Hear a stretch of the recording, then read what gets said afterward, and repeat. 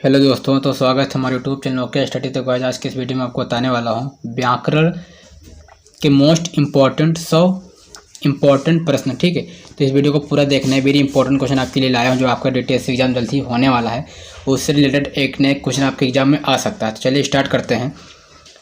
पहला क्वेश्चन है हमारा, निम्नलिखित में से कौन सा मूल दीर्घ स्वर नहीं है? तो हमारा वो ऑप्शन नंबर डी सही है इसका, वो। ओके, फिर है अगला, हिंदी में ध्वनियाँ कितने प्रकार के होते हैं? तो हिंदी में ध्वनियाँ 2 प्रकार की होती हैं। कितने प्रकार की होती हैं? तो हिंदी में ध्वनियाँ 2 प्रकार की होती हैं। अगला है, मात्रक के आधार पर स्वर कितने प्रकार के होते हैं? तो मात्रक के आधार पर स्वर 3 प्रकार के होते हैं। कितने प्रकार के होते हैं दोस्तों? ऑप्शन नंबर बी सही है इसका, 3 प्रकार के होते हैं। मात्रक के आधार पर स्वर कितने प्रकार के होते हैं? 3 प्रकार के होते हैं। फिर एक से अधिक वर्णों के मेल को क्या कहते हैं? तो एक से अधिक वर्णों के मेल को हम व्यंजन बोलते हैं। क्या बोलते हैं? व्यंजन बोलते हैं। एक से अधिक वर्णों के मेल को हम व्यंजन बोलते हैं। फिर है ई, बड़ी, चा, छा, जा, झा, आज का उच्चारण किससे होता है? तो आज का उच्चारण किससे होता है दोस्तों? तुम्हारा तालव्य से होता है। किससे होता है दोस्तों? तालव्य से होता है। ई, बड़ी, ई, चा, छा, जा, झा, आज का उच्चारण तालव्य से होता है। फिर अगला, जिनका उच्चारण स्वतंत्र से होता है और जो व्यंजन के उच्चारण में सहायक होते हैं उसे क्या कहते हैं? तो उसे हम स्वर बोलते हैं। क्या बोलते हैं दोस्तों? उसे हम स्वर बोलते हैं। वेरी इंपॉर्टेंट क्वेश्चन है दोस्तों। आप DTSC एग्जाम अगर देना चाहते हैं या आप जूनियर को हो, मिडिल के हो, सीनियर को, तो वीडियो को पूरा देखना है। बहुत इंपॉर्टेंट क्वेश्चन लाया हूँ मैं व्याकरण से। ओके, फिर निम्नलिखित में से कौन सा एक दीर्घ स्वर नहीं है? तो हमारा जो बड़ी ई है, क्या दोस्तों, जो हमारा बड़ी है हमारा दीर्घ स्वर नहीं है। फिर निम्नलिखित में से अंतस्थ व्यंजन कौन सा है? तो हमारा वाह है। क्या दोस्तों?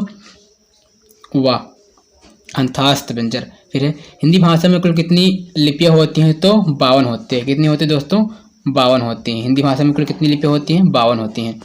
फिर है, हिंदी वर्णमाला में ऊष्म व्यंजन है। तो ऊष्म व्यंजन कौन सा दोस्तों है? तो गुल्वा सा, मूर्धन सा, दंती सा, हा होता है। ओके, फिर है, या, रा, ला, वा कौन सा व्यंजन है? तो या, रा, ला, वा दोस्तों जो है हमारा अंतस्थ व्यंजन है। कौन सा व्यंजन है? अंतस्थ व्यंजन है। फिर है, निम्नलिखित में से ऊष्म व्यंजन है। तो ऊष्म व्यंजन हमारा दोस्तों हा है। क्या दोस्तों? हाँ। फिर जब एक ही ध्वनि का द्वित जो जाए तो क्या कहलाता है? तो उसे हम युग्मक ध्वनि बोलते हैं। क्या बोलते हैं? युग्मक ध्वनि, ऑप्शन नंबर बी। ओके, फिर अगला है, अनुस्वार किसका कार्य करता है? तो अनुस्वार किसका कार्य करता है दोस्तों? तो हमारा पंचम वर्ग का करता है। किसका कार्य करता है अनुस्वार? पंचम वर्ग का। फिर ये आए वर्ग क्या कहलाते हैं? तो ये आए वर्ग कहलाते हैं हमारे कंठ तालव्य कहलाते हैं। क्या कहलाते हैं? कंठ तालव्य कहलाते हैं।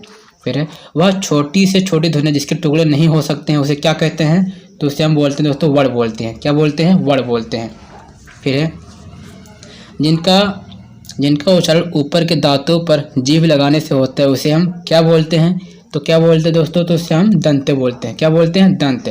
फिर है, किसी वस्तु को व्यवहार में लाना इसका आशय किस शब्द से है? तो प्रयोग। ओके, फिर है, निम्नलिखित में से किस शब्द में स्वर व्यंजन संबंधी अशुद्धि नहीं है? तो हमारा ऊर्जस्वी सही है इसका। फिर जो संज्ञा सर्वनाम आदि शब्दों से जुड़कर नए शब्दों की रचना करते हैं उन्हें हम प्रत्यय को क्या बोलते हैं?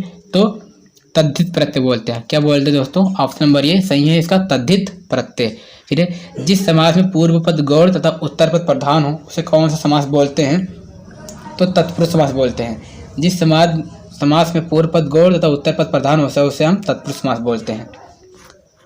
जो सर्वनाम संज्ञा शब्दों के मेल से बनते हैं उन्हें क्या बोलते हैं? क्या है? जो सर्वनाम संज्ञा शब्दों के मेल से बने होते हैं उसे हम क्या बोलते हैं? तो उसे हम संयुक्त सर्वनाम बोलते हैं। क्या बोलते हैं? संयुक्त सर्वनाम। फिर अगला, जिस क्रिया से संचालित व्यापार का फल कर्ता को छोड़कर कर्म पर पड़ता है उसे कौन सी क्रिया कहते हैं? तो उसे हम सकर्मक क्रिया बोलते हैं। क्या बोलते हैं? सकर्मक क्रिया। फिर निम्नलिखित शब्द में से कौन सा शब्द संबंधी वाची है? तो दैवीय। ठीक, दैवीय।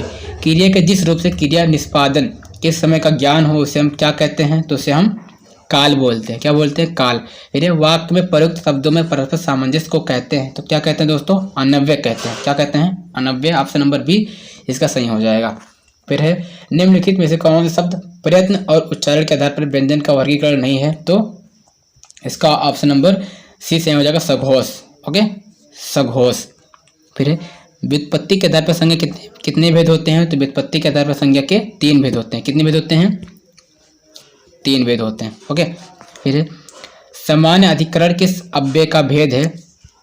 तो समुच्चय बोधक का भेद है। किसका? समुच्चय बोधक का। फिर निम्नलिखित में से कौन शब्द पुल्लिंग है? तो विधुर।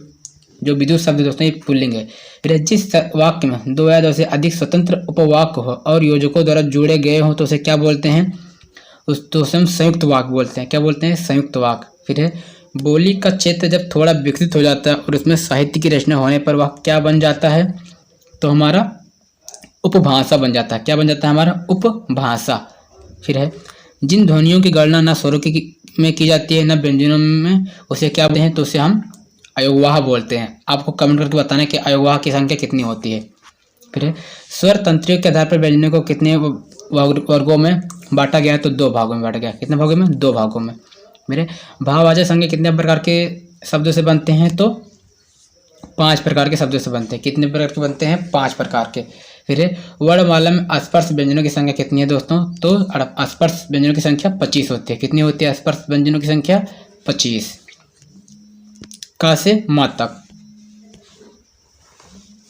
अगला क्वेश्चन करते हैं। अगला है स्वर ये आय का उच्चारण स्थान कौन सा है, तो कंठ तालव्य है। ओके, कंठ तालव्य। फिर किस स्वर के उच्चारण में दीर्घ स्वर से सभी अधिक समय लगता है, तो पुलुत।